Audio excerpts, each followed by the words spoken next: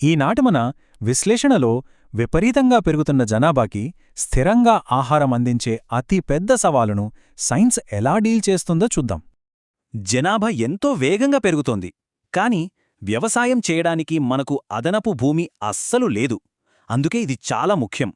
ప్రతి ఏడాది మనకు ఏకంగా 5 బిలియన్ టన్నుల ధాన్యం అవసరం.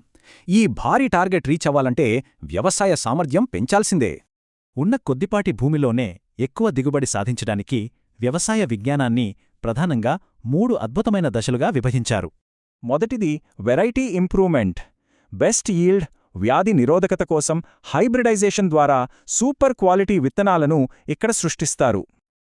వాతావరణం, పగటి సమయాన్ని బట్టి ఖరీఫ్ లేదా రబీ సీజన్ల కోసం సరైన పంటలను ఎంచుకుంటేనే అద్భుతమైన దిగుబడి వస్తుంది. ఇక ప్రొడక్షన్ మేనేజ్మెంట్కొస్తే మొక్కలు బతకాలంటే గాలి, నీరు, నేల నుండి 1 కాదు 2 కాదు ఏకంగా 16 కీలక పోషకాలు అవసరం.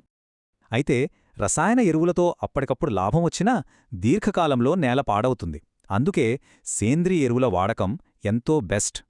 కెమికల్స్ వాడకం తగ్గించడానికి రైతులు మిక్స్డ్ క్రాపింగ్, క్రాప్ రొటేషన్ లాంటి అద్భుతమైన స్మార్ట్ టెక్నిక్స్ ఫాలో అవుతుంటారు. ఇంటర్ క్రాపింగ్ అంటే ఒకే పొలంలో వేర్వేరు పంటల్ని పక్కపక్క వరుసల్లో వేయడం. దీనివల్ల పోషకాలు పూర్తిగా వాడుకోవచ్చు, కెమికల్స్ అవసరం తగ్గుతుంది. ఇక లాస్ట్ స్టెప్ పంట రక్షణ. కలుపు మొక్కలు, కీటకాలు, భయంకరమైన వ్యాధులను ప్రివెంటివ్ మెథడ్స్ ద్వారా ముందుగానే అరికట్టాలి.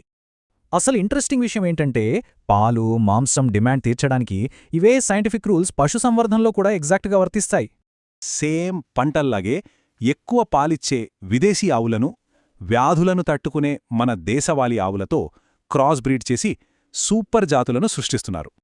బెస్ట్ పాల ఉత్పత్తి కావాలంటే పశువులకు ఫైబర్ ఎక్కువగా ఉండే రఫేస్తో పాటు హై ప్రోటీన్ డయట్ కరెక్ట్ బ్యాలెన్స్లో ఇవ్వాలి. మన శరీరానికి అవసరమైన కంప్లీట్ ప్రోటీన్లు, కొవ్వులు అందాలంటే పాలు, గుడ్లు, మాంసం లాంటి డిఫరెంట్ ఫుడ్ సోర్సెస్ చాలా అవసరం. పౌల్ట్రీ ఫార్మింగ్లో గుడ్ల కోసం పెంచే లేయర్లు, మాంసం కోసం పెంచే బ్రాయిలర్లకు వాటి అవసరాన్ని బట్టి వేర్వేరు డైట్ మెయింటైన్ చేస్తారు. మన అసీల్ కోడిని విదేశీ లెగోన్తో క్రాస్బ్రీడ్ చేసి ఎండను తట్టుకునే అతి తక్కువ ఖర్చుతో పెరిగే సూపర్ కోళ్లను డెవలప్ చేశారు. ఇక చేపల పెంపకంలో వివిధ రకాల చేపల్ని ఒకే చెరువులో పెంచితే అవి ఒకదానితో ఒకటి పోటీ పడకుండా ఆహారాన్ని పూర్తిగా వాడేసుకుంటాయి. చివరగా తేనె. తక్కువ కుడుతూ ఎక్కువ తేనె కలెక్ట్ చేసే స్పెషల్ ఇటాలియన్ తేనెటీగలను వాణిజ్యపరమైన ఎపికల్చర్లో విపరీతంగా వాడుతున్నారు. జనాభా పెరిగే కొద్దీ ఆహార భద్రత అనేది పెద్ద ఛాలెంజ్. మరి అందరి ఆకలి తీరుస్తూనే పర్యావరణాన్ని శాశ్వతంగా కాపాడుకోవడం భవిష్యత్తులో సాధ్యమేనా?